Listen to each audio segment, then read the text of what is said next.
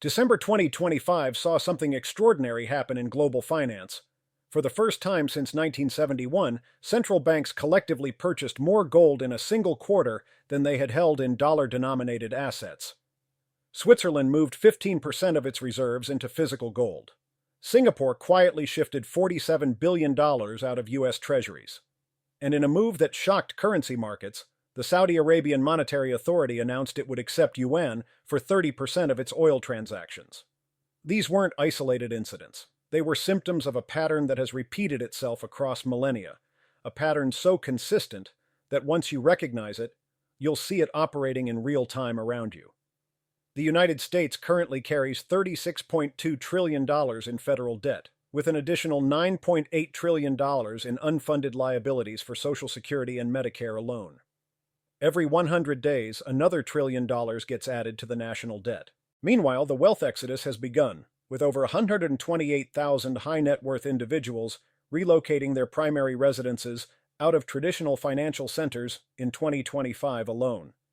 This represents the largest peacetime capital flight in recorded history.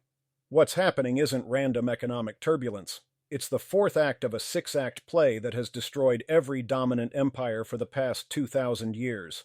The script never changes, only the actors and the stage.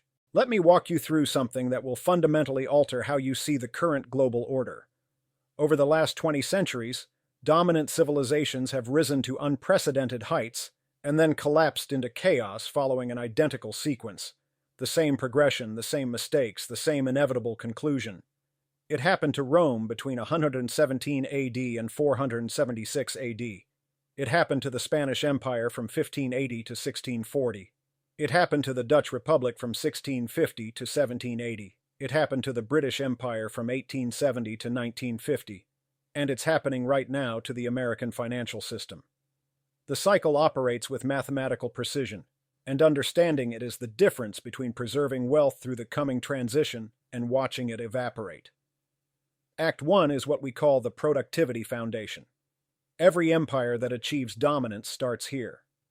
The foundation is real economic output, genuine innovation, productive capacity that creates actual value. The currency in this phase is backed by something tangible and limited. For Rome, it was silver from Spanish mines. For Britain, it was gold reserves accumulated through industrial dominance. For America post-World War II, it was holding 60% of the world's monetary gold, while possessing the only intact industrial economy. During this phase, the empire doesn't just have wealth, it creates wealth. Education systems produce skilled workers. Infrastructure supports commerce. Innovation solves problems and opens new markets. Trade naturally gravitates toward the empire because it offers the best goods, the most reliable currency, the most efficient markets. This is genuine prosperity built on productive output, not financial manipulation. The society experiences broad-based wealth creation. A middle class emerges and expands. Quality of life improves across social strata. This is the golden age, the period future generations will romanticize. Act 2 brings the welfare expansion. Having achieved prosperity, the empire now turns inward to distribute it. This isn't inherently destructive. Every successful society eventually asks how to improve life for its citizens. Infrastructure projects multiply, aqueducts and roads in Rome's case, interstate highways, and public utilities for America. Social programs emerge to provide education, healthcare, retirement security. These programs are initially funded by the genuine wealth created in Act 1, so they work remarkably well at first. The population experiences rising living standards. Public health improves. Literacy spreads. Cities grow cleaner and more organized. Political legitimacy strengthens because the government is visibly improving lives. But something subtle shifts during this phase. The empire begins consuming the wealth it created rather than creating new wealth. Investment in productive capacity slows. The focus moves from building new industries to maintaining existing ones. Spending on social maintenance grows faster than spending on innovation. The ratio of producers to dependents begins to tilt. Initially, this is barely noticeable because the economy is still strong, but the seeds of Act 3 are being planted. Act 3 is the military overextension and monetary debasement phase, and this is where the mathematics become unsustainable. To maintain its global position, The empire must project power across vast distances. For Rome, this meant legions stationed from Britain to Mesopotamia. For Britain, it meant naval bases on every continent. For America, it means 750 military installations in 80 countries, 11 carrier strike groups, and commitments to defend dozens of allies. The costs of this military apparatus grow exponentially. Personnel, equipment, logistics, overseas operations, all of it consumes resources at an accelerating rate. Simultaneously, the social programs from Act II have matured. What started as modest commitments have grown into massive obligations. Pension systems, healthcare programs, infrastructure maintenance, all require ever-increasing funding. The empire faces a mathematical problem. Spending exceeds revenue, and the gap widens each year. Raising taxes is politically difficult and economically counterproductive past a certain point. Cutting military spending risks losing global dominance. Cutting social programs risks domestic unrest. So the empire makes a fateful choice. Instead of painful cuts or honest default, it debases the currency. In ancient times, this meant shaving precious metal content from coins. Rome reduced the silver content of the denarius from 95% under Augustus to 0.5% by 268 AD. Modern empires simply print money or create it digitally. The Federal Reserve's balance sheet expanded from $870 billion in 2007 to $8.9 trillion by 2022. The effect is mathematically identical. More currency units chasing the same amount of real goods and services means each unit loses purchasing power. Initially, this seems to work. Bills get paid, the system continues functioning. But trust is eroding. Foreign governments holding the empire's currency begin to notice the debasement. They start quietly diversifying, not announcing it, not making sudden moves, but systematically reducing exposure. This is the beginning of the end of reserve currency status, though it can take decades to fully play out. Act 4 is where we are right now, the desperate asset acquisition phase. The empire recognizes that its currency is losing credibility, so it does what all empires do at this juncture. It goes after hard assets with intrinsic value. Natural resources, strategic materials, productive land, anything that holds real worth independent of currency manipulation. Military operations increasingly become resource acquisition missions, though they're never framed that way publicly. Rome's conquest of Dacia in 106 AD wasn't about glory, it was about the gold mines that temporarily stabilized Rome's finances. Britain's colonization of South Africa accelerated dramatically after gold was discovered in the Witwatersrand in 1886. The empire tells itself and its citizens these operations are about security, democracy, humanitarian intervention, fighting terrorism, or communism, or whatever the prevailing threat narrative is. But examine the actual targets. They're resource-rich regions, oil fields, mineral deposits, strategic choke points for trade routes. The logic is simple. If your currency is losing intrinsic value, acquire assets with intrinsic value. The problem is that Act 4 doesn't solve the underlying issue. Spending still exceeds productive capacity. The fundamental mathematics haven't changed. All Act 4 does is buy time, usually somewhere between 5 and 20 years. It's a patch on a structural crack. And while the empire focuses resources on external acquisition, internal problems accelerate unchecked. Act 5 is the loss of confidence, and this is when the general population begins to sense that something is fundamentally wrong. Inflation moves from abstract economic statistics to concrete reality at the grocery store, the gas pump, the rent payment. The middle class, the group that benefited most during Acts 1 and 2, realizes their savings are losing purchasing power faster than their wages are rising. Wealth inequality explodes because those with access to hard assets or financial assets prosper, while those holding cash or fixed incomes deteriorate. Social cohesion fractures. Political extremism rises on both left and right. Blame gets assigned to immigrants, foreign powers, domestic enemies, anyone except the actual structural causes. Class warfare intensifies as society splits between those who understand what's happening and position accordingly, and those who don't. Internationally, foreign governments accelerate their diversification away from the empire's currency. China and Russia establish bilateral trade agreements denominated in yuan and rubles, bypassing the dollar entirely. BRICS nations discuss alternative payment systems. Central banks increase gold purchases, and not modestly. In 2023, Central banks bought over 1,000 metric tons of gold, the highest level since 1950. The reserve currency status that provided enormous privilege during Acts 1 through 3 begins to crack. Every transaction that bypasses the dominant currency reduces demand for it. Reduced demand means reduced value. This creates a feedback loop that accelerates the decline. Act 6 is fiscal dominance, and this is where the situation becomes mathematically catastrophic. The debt has grown so enormous that interest payments alone consume a massive portion of government revenue. In 2024, the United States spent $892 billion just on interest payments, exceeding defense spending for the first time since World War II. At this stage, the central bank faces an impossible dilemma. If they raise interest rates to combat inflation, they make the debt unpayable. The government would default. If they keep rates low to service the debt, they destroy the currency's purchasing power through inflation. Both options are destructive. This is called fiscal dominance. When government debt is so large it dominates monetary policy. The central bank can no longer set interest rates based on economic conditions. Instead, rates must be set based on debt sustainability. This is the end stage. Once you're in fiscal dominance, there are only two exits: hyperinflation or default. Either the currency becomes worthless or the government admits it cannot pay its obligations. Both outcomes destroy confidence completely.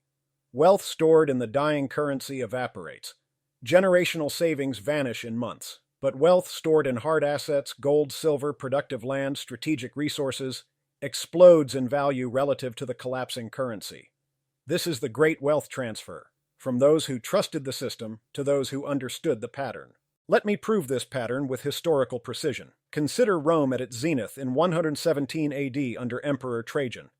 The empire controlled 5 million square kilometers, 50 million people, and 80,000 kilometers of paved roads. The denarius was the world's reserve currency, accepted from Britain to India. But examine what happened to that currency. In 64 AD under Nero, the denarius contained 93.5% silver.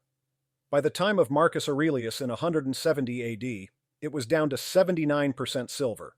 Septimius Severus reduced it to 50% by 194 AD. Caracalla maintained that level, but had to double soldiers' pay to compensate for inflation. Then the acceleration. Gallienus reduced it to 5% silver by 265 AD. By Diocletian in 301 AD, the denarius was essentially worthless copper. And here's what happened to prices. Between 200 AD and 300 AD, prices increased approximately 1,000% across the empire. Soldiers demanded payment in gold or goods rather than the debased currency. The government responded with the Edict on Maximum Prices in 301 AD, attempting to control inflation by decree. It failed completely because price controls don't address the underlying cause of monetary expansion. Rome's tax revenue collapsed because people refused to accept the debased currency. The army couldn't be paid reliably, leading to constant civil wars as different legions supported different claimants to the throne. By 476 AD, the Western Roman Empire simply ceased to function. Now consider the Dutch Republic in the 17th century. The Dutch guilder was the world's reserve currency from approximately 1640 to 1720. Amsterdam was the financial capital of the world.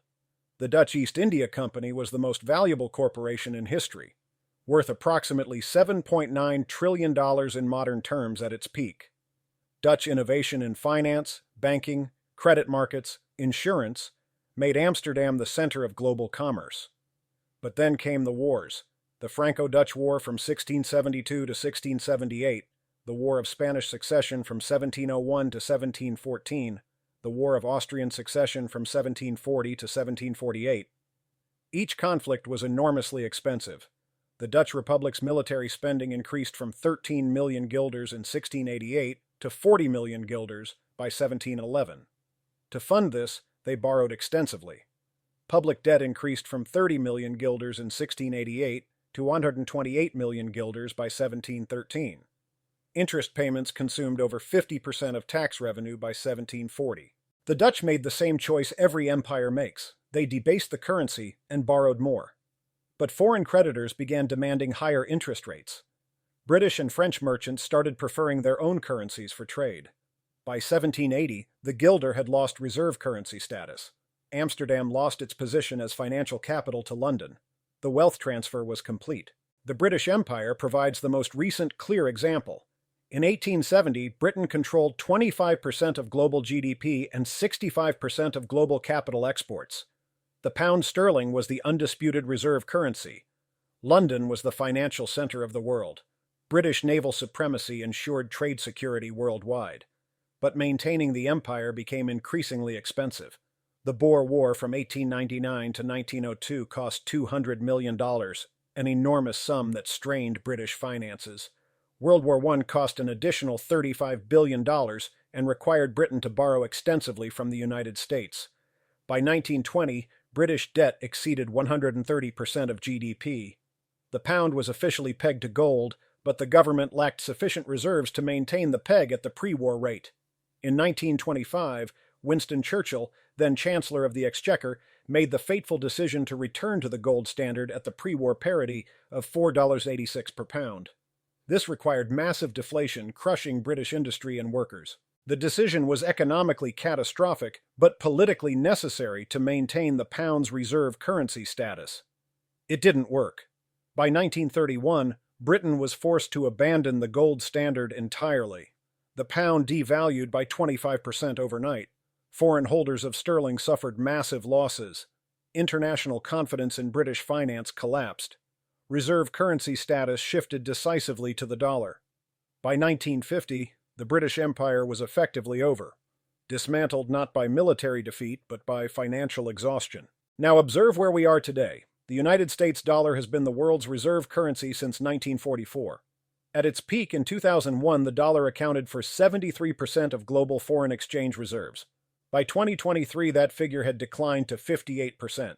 China and Russia settled 0% of bilateral trade in dollars by 2023. The UAE announced plans to settle 15% of international trade in currencies other than the dollar. India and Russia trade oil in rupees and rubles. This is the same pattern that preceded the pound's collapse, gradual then accelerating diversification. Meanwhile, U.S. debt has exploded. In 2000, federal debt was $5.7 trillion, approximately 55% of GDP. By 2024, it exceeded $36 trillion, over 120% of GDP. But the real situation is worse than these official figures suggest. Add in unfunded liabilities for Social Security, Medicare, and government pensions, and the total obligation exceeds $200 trillion. The Congressional Budget Office projects that by 2050, interest payments alone will consume 100% of federal revenue, meaning the entire government must be funded by new borrowing. We've already entered the early stages of fiscal dominance. Here's what people invariably say when confronted with this analysis. They say this time is different. They argue American technological superiority will solve the problem. They point to the dollar's network effects and the lack of viable alternatives. Let me address each of these directly. Regarding technology, yes, America leads in many technological domains: artificial intelligence, biotechnology, aerospace. But technology doesn't solve fiscal problems unless it generates sufficient tax revenue to close the spending gap. The U.S. would need sustained 68% real GDP growth for decades to grow out of its debt burden. That hasn't happened since the immediate post-World War II period and shows no sign of happening now. Britain had the Industrial Revolution, the greatest technological leap in human history, and it didn't prevent imperial decline. Technology creates wealth, but it doesn't solve the political problem of spending exceeding revenue by structural margins. Regarding the dollar's network effects, yes, the dollar benefits from incumbency. Global trade is invoiced in dollars. Central banks hold dollars. Debt markets use dollars. But network effects are not permanent. The pound had even stronger network effects in 1900 than the dollar has today, and those network effects collapsed within 30 years once confidence broke. Network effects depend on trust, and trust is based on the currency maintaining its value. Once that trust erodes past a tipping point, network effects reverse and become network collapses. Everyone rushes for the exits simultaneously. Regarding alternatives, critics correctly note that the yuan lacks full convertibility and the euro has its own structural problems. But the historical pattern shows that reserve currency transitions don't require a ready alternative. The pound lost reserve status before the dollar was ready to replace it. There was a chaotic transition period from 1931 to 1944 where no currency dominated and global trade still functioned, just less efficiently. The transition doesn't require a new hegemon to be ready. It just requires the old hegemon to lose credibility. And credibility is measured by one thing: the currency's purchasing power over time. By that measure, the dollar has lost 97% of its value since 1913. The pace of loss is accelerating. In the past 5 years alone, the dollar lost over 20% of its purchasing power to inflation. So what should rational individuals do with this information? History provides clear guidance. First, understand that this is a multi-decade process. The British pound took 30 years to fully lose reserve status after the cracks first appeared. The dollar's decline could be slower or faster, but it won't happen overnight. You have time to position accordingly, but that time is finite. Second, diversify currency exposure. Don't hold 100% of liquid assets in dollars. Hold some exposure to currencies of creditor nations like Switzerland, Singapore, Norway. These won't prevent loss, but they reduce single-point failure risk.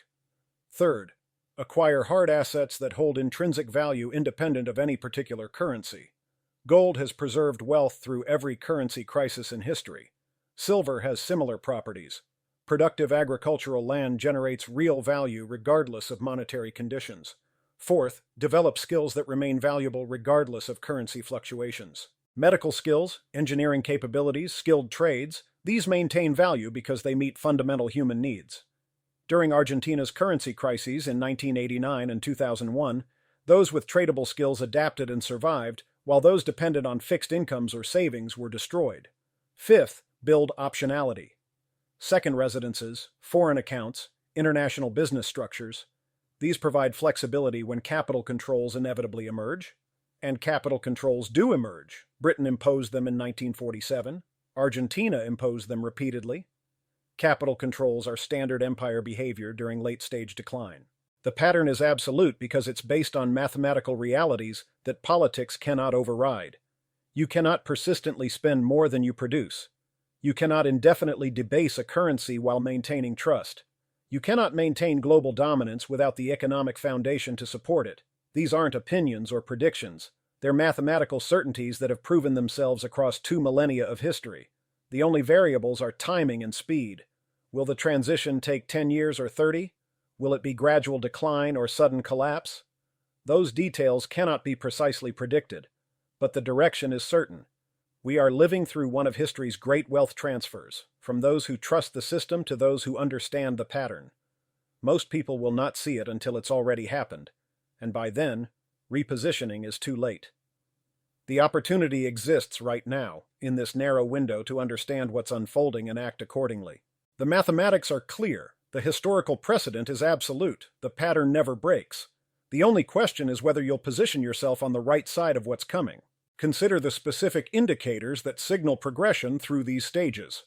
In Act 4, watch for increased military operations in resource-rich regions justified by humanitarian or security concerns. Watch for sudden diplomatic shifts with nations controlling strategic resources. In Act 5, watch for accelerating wealth migration. When high-net-worth individuals begin relocating en masse, they're seeing something in the data that hasn't reached public consciousness yet. Watch for capital controls being discussed, first as proposals, then as policy. Watch for inflation in essential goods outpacing official statistics. The government has incentives to underreport inflation because benefit payments are indexed to it. In Act 6, watch for the central bank explicitly stating that debt sustainability constrains monetary policy. Watch for yield curve control, where the central bank artificially suppresses interest rates. This is the final stage before collapse. The Spanish Empire offers another instructive case study. In the 16th century, Spain controlled the richest silver mines in history at Potosí in modern Bolivia. Between 1500 and 1650, Spanish America produced 150,000 tons of silver. This should have made Spain the wealthiest nation on earth indefinitely. Instead, it triggered the exact pattern we've described. The silver influx funded massive military expenditures. Spain fought continuous wars against the Ottoman Empire, against Protestant states, against France, against England. The military budget consumed 75% of Spanish revenue by 1590.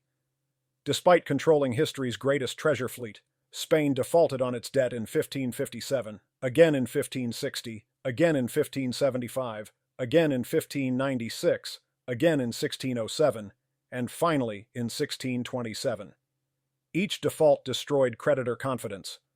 By 1640, Spain had lost its position as Europe's dominant power.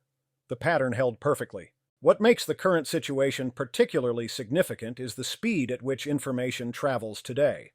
Previous empire transitions took decades partly because information moved slowly. Investors in London in 1925 didn't immediately know what was happening in New York or Shanghai. Today, information moves instantaneously. This means that once confidence breaks, the cascade could happen much faster than historical precedent suggests. The 1931 sterling crisis took months to unfold. A modern dollar crisis could unfold in weeks or even days. High-frequency trading algorithms can execute millions of transactions per second. If they detect a confidence break, they'll amplify it immediately. This is both a risk and an opportunity. The risk is that there may be very little warning when the transition accelerates. The opportunity is that information availability allows those paying attention to see the signs earlier and position proactively. One final point about inevitability. Some argue that because policymakers understand this pattern, they can prevent it. This is wishful thinking. The pattern persists not because leaders are ignorant, but because the political incentives make the necessary corrections impossible. To avoid the pattern would require massive spending cuts, elimination of large social programs, and abandonment of global military commitments. No democratic political system can implement such measures because voters punish politicians who propose them. The necessary corrections are political suicide, so they never happen. Instead, each administration makes the minimum adjustments necessary to survive until the next election, passing the growing problem to successors. This is rational behavior for individual politicians, even though it's catastrophic for the system.